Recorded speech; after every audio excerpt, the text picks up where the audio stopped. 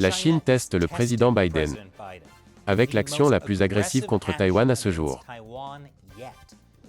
Comment l'administration Biden va-t-elle gérer la Chine?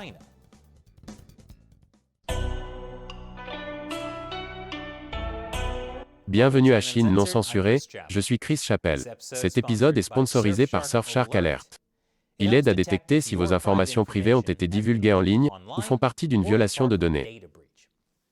Ainsi, quelques jours à peine après le début de la présidence de Biden, le Parti communiste chinois a lancé son premier défi militaire, en faisant voler des avions de combat près de Taïwan.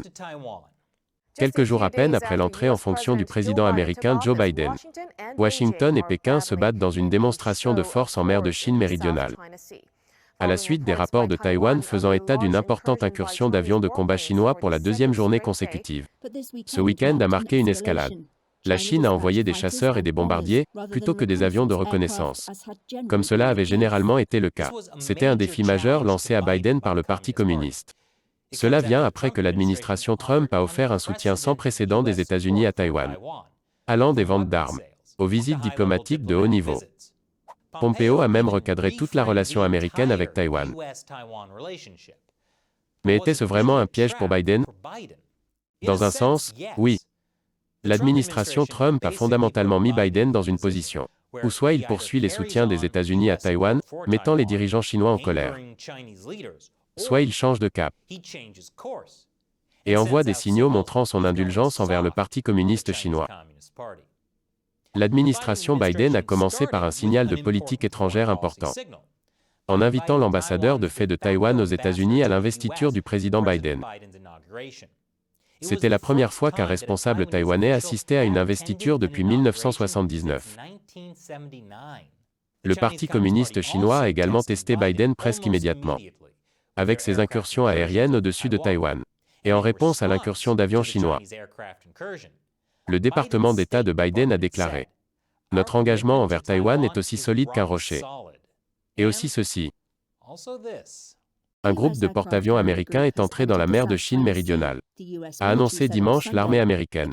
Les porte-avions sont entrés dans la mer de Chine méridionale samedi, le même jour que lorsque Taïwan a signalé une importante incursion de bombardiers et d'avions de combat chinois dans son espace aérien, à proximité des îles Prata. Cela survient après plus d'un an de pression exercée par l'armée chinoise sur Taïwan. Les avions chinois ont violé l'espace aérien de Taïwan environ 380 fois en 2020. Et ont continué de mener de telles incursions presque quotidiennement cette année, selon le ministère de la Défense nationale de Taïwan. Nous avons fait un épisode il y a quelques semaines sur la façon dont ces incursions font partie des tactiques de guerre de la « zone grise » du Parti communiste contre Taïwan. Ce sont des tactiques conçues pour épuiser l'armée taïwanaise et rendre plus difficile pour Taïwan de se défendre contre le Parti communiste chinois. Selon un ancien chef de la politique du Pentagone, Taïwan sera un point chaud pour l'administration Biden. L'administration Biden continuera-t-elle à défendre Taïwan? J'espère. Parce que si Taïwan tombe, où vais-je trouver ces délicieux petits gâteaux à l'ananas? Pendant ce temps, le dirigeant communiste chinois Xi Jinping s'est exprimé au Forum économique mondial de Davos, où il a appelé à l'unité et la coopération mondiale. Car si nous ne coopérons pas, il pourrait y avoir une nouvelle guerre froide. Bien sûr, nous sommes déjà dans une nouvelle guerre froide, celle que le Parti communiste chinois a déclenchée. Mais ce n'est pas le problème. Le point, selon le discours de Xi, est que nous devrions tous nous donner la main et laisser le multilatéralisme éclairer notre chemin vers une communauté avec un avenir partagé pour l'humanité. C'est exactement le genre de message que le Forum économique mondial relaie immédiatement. Et ça a vraiment fonctionné la dernière fois que Xi a prononcé un discours similaire à Davos, en 2017. Mais maintenant, nous sommes en 2021, et plus personne ne peut se donner la main pour faire quoi que ce soit, à cause du coronavirus, lequel s'est d'abord répandu dans le monde grâce à une dissimulation du Parti communiste chinois. Ainsi, alors que Xi Jinping a utilisé tous les mots justes à Davos, où les gens aiment parler de la grandeur du multilatéralisme et de la coopération mondiale, les gens sont un peu plus sceptiques cette fois-ci. Et ils devraient l'être, parce que Xi a essentiellement proposé un multilatéralisme aux caractéristiques chinoises. conçu pour garantir que les interactions internationales soient menées conformément aux perspectives chinoises. Fondamentalement, le message de Xi Jinping était que la Chine est forte et que le reste du monde ferait mieux de coopérer. C'est aussi ce qu'il a dit en 2017. Mais le reste du monde écoute peut-être maintenant. En parlant du discours de Xi Jinping à Davos en 2017. Devinez qui écoutait dans le public? Le vice-président Joe Biden. En 2017, Xi avait pu encore appeler Biden un vieil ami comme il l'avait fait en 2013. Mais sont-ils encore de vieux amis en 2021? Eh bien, le Parti communiste chinois l'espère. Ils utilisent les voies diplomatiques non officielles pour pousser à une réunion de haut niveau, pour apaiser les tensions avec les États-Unis. Ils proposent de coopérer avec les États-Unis sur des questions telles que le changement climatique et la pandémie de coronavirus. Alors, où en est l'administration Biden à ce sujet? Le secrétaire d'État Antony Blinken a déclaré qu'il était possible que les États-Unis et la Chine coopèrent sur des questions telles que le changement climatique. Bien qu'il ait également réaffirmé qu'il croyait que la Chine était en train de commettre un génocide contre les Ouïghours. Donc, il y a là une sorte de message contradictoire. Pendant ce temps, l'administration Biden a signalé qu'elle n'était pas pressée de rencontrer des responsables chinois. Lors d'un point de presse ce week-end, l'attaché de presse de la Maison-Blanche, Jen Psaki, a annoncé la politique de l'administration Biden à l'égard de la Chine, patience stratégique. J'entends Xi Jinping trembler. Patiemment. Si la patience stratégique n'est pas entièrement rassurante pour les alliés américains en Asie. Le nouveau secrétaire américain à la Défense, Lloyd Austin, a réaffirmé l'engagement des États-Unis envers le Japon à défendre les îles disputées avec la Chine. En japonais, on les appelle les îles Senkaku. Et si les États-Unis ne défendent pas leurs alliés contre le Parti communiste chinois? Ces alliances se résument à moins que rien. L'administration Biden est également sous la pression des législateurs républicains pour maintenir une approche stricte envers la Chine. Les sénateurs Marco Rubio, Ben Sasse, Tom Cotton et Mitt Romney ont même écrit une lettre à la secrétaire au Trésor de Biden, Janet Yellen, pour faire exactement cela. La lettre dit: en tant que conseiller clé du président Biden sur les questions de sécurité nationale, qui impliquent les outils les plus puissants et les plus sophistiqués de la gouvernance économique, il est essentiel que vous démontriez au Congrès que vos décisions reposeront sur une vision claire des menaces que le Parti communiste chinois fait peser sur les États-Unis. Cela fait suite à la déclaration d'ouverture de Yellen lors d'une audience de confirmation devant le Comité des finances du Sénat. Elle n'a mentionné ni la Chine ni le Parti communiste chinois. Les républicains et démocrates l'ont ensuite défiée sur la Chine.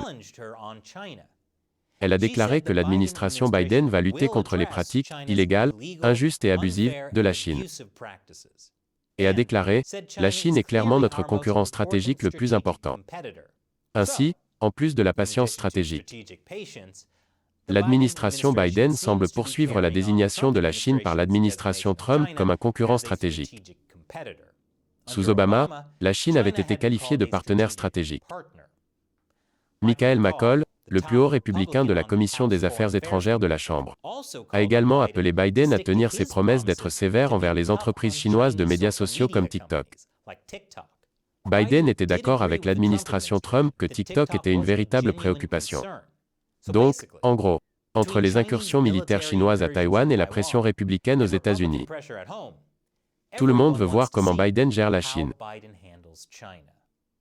Jusqu'ici tout va bien.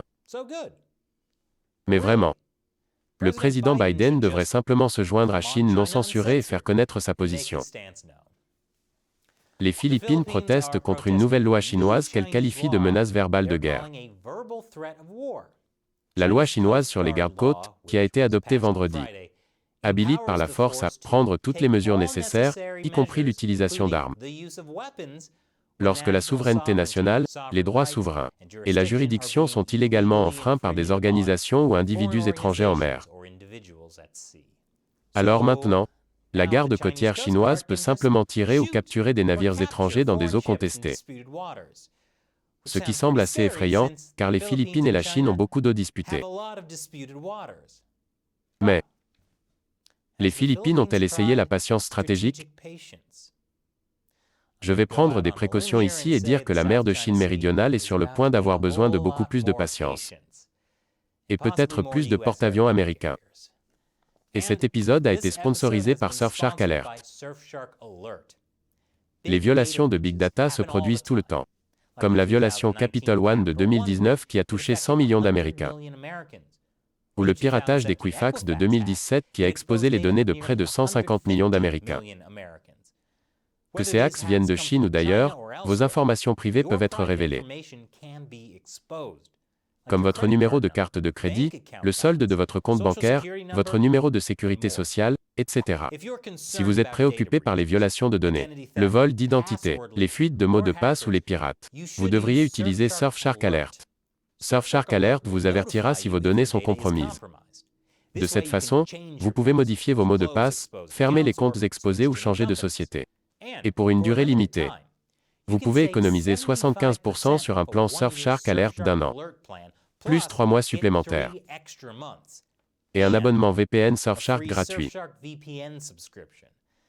Cette offre spéciale rend votre abonnement à seulement $47,88 pour l'année.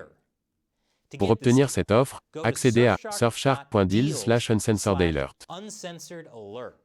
et utilisez le code UncensoredAlert.